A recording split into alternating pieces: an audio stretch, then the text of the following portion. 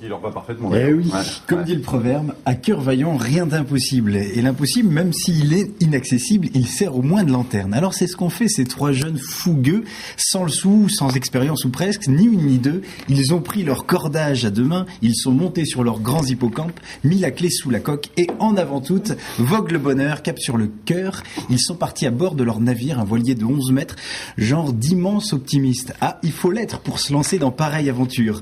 Perchés sur leur mâture, ils ont fait montre de leur talent, de leur grande maturité et se sont emparés des feux d'artifice de l'utopie. Foncé droit devant, pris le taureau par les cornes, le nez dans le guidon, ils ont déplacé les montagnes, les expressions sont nombreuses parce qu'ils sont allés au bout de leurs rêves, ils ont décroché la lune.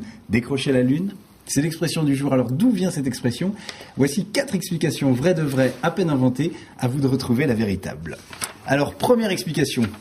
Décrocher la lune, en fait, c'est à l'hindouisme qu'on doit cette expression. Dans cette tradition, vous le savez peut-être, la sphère de la lune est sacrée. Elle représente l'aboutissement de la voie des ancêtres, le chemin de la sagesse. Et dans cette expression, il faut entendre le verbe décrocher au sens de décrocher le pompon, décrocher la timbale.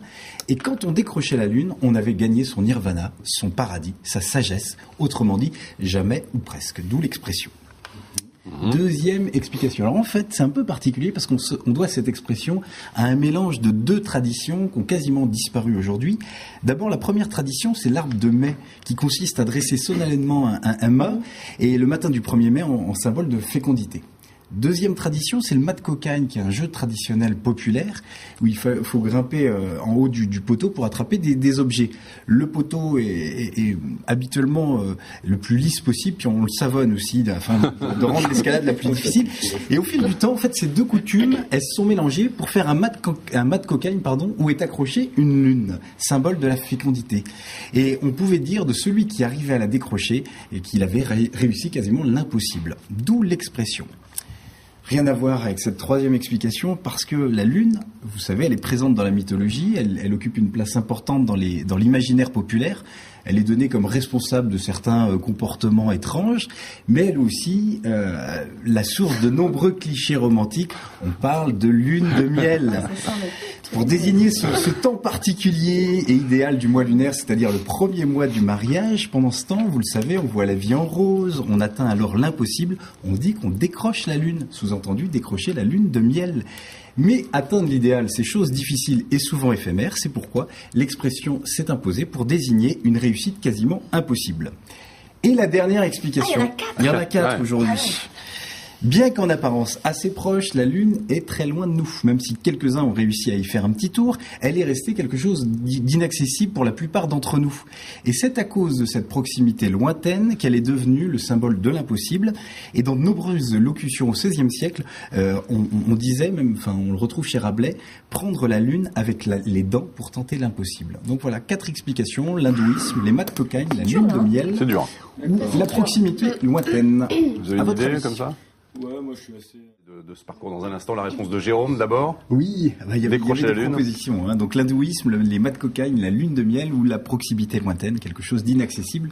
Eh bien, c'est la 4e réponse qui est vraie. Le reste était tout inventé, c'était pipeau. D'accord. Voilà. Cap ou pas cap ? Cap, évidemment. Et ils ne se sont pas posé longtemps la question. S'en aller. Parole de vivant, comme dit Saint Jean de Perse. Partir, mettre les voiles, prendre le large, décamper, se faire la belle, changer de paysage et découvrir de nouveaux paysages. S'évader, partir en voyage d'enfer. Souhaiter que cette aventure soit comme l'océan Pacifique. Navigateur salutaire, tourneur autour du monde, fendeur de houle. Ces 3 hommes sont comme leur bateau, barrés, les pieds sur mer, une araignée de mer dans le plafond. Ils sont de joyeux fous, des bons vents, des types blizzards qui, depuis qu'ils sont tout petits, ont la voile au poumon et des balises sous les yeux.